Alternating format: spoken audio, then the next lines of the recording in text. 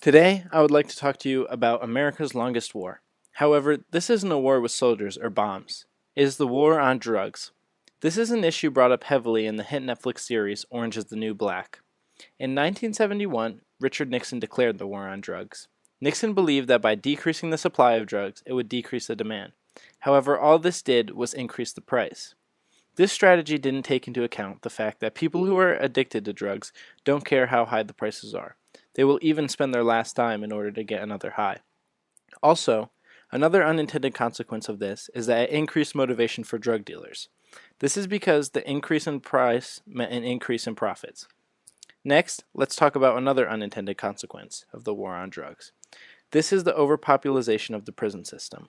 In 1971, when the war on drugs began, the U.S. housed around 200,000 inmates. Now, in 2016, we have over 2.4 million prisoners. That means there has been a 900% increase in prisoners since the beginning of the war on drugs. Another view of how disproportionate the United States prison system is the population. The United States accounts for nearly 5% of the world population, but 25% of the worldwide prison population, meaning we imprison more than any other country. But this isn't the fault of judges, due to the fact that their hands are tied by tough on crime laws and mandatory minimums of life for simple possession. In 2014 alone, there were 1.5 million drug arrests, 80% for possession and almost 50% for marijuana. Next, let's talk about the racial aspect of the war on drugs. This is first seen through the laws that differentiate in sentencing for powder cocaine and crack cocaine, even though they are the same chemical compound. The only difference is how they are consumed and the fact that powder cocaine was typically used by upper-class Wall Street tycoons, whereas crack cocaine was used in low-income racial neighborhoods.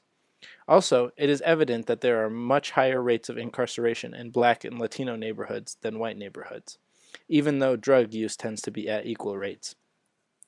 Another flaw with the war on drugs is the scheduling system, specifically the classification of Schedule I drugs. This means if that drug has high potential for abuse or addiction.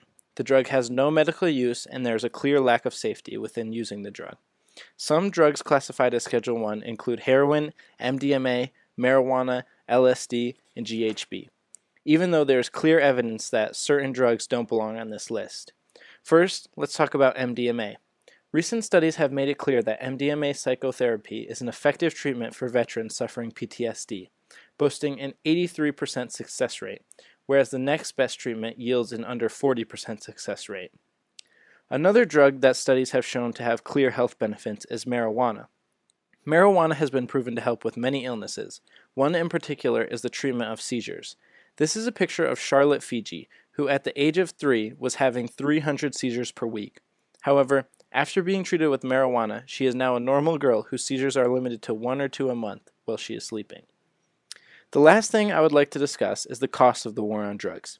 It has cost roughly $22,000 per prisoner per year to house and feed, which in 2009 added up to $2,094,510,000. However, this isn't even the most expensive aspect of the war on drugs. The U.S. spends around $41.3 billion annually fighting drugs. Also, if the U.S. were to end the war, they would save $25.7 billion in state and local taxes and $15.6 billion in federal expenses each year. And upon the legalization of marijuana, would be able to tax on a $50 billion industry. So, after 45 years and billions of dollars, rates of drug use are as high or higher than when Nixon declared the war on drugs.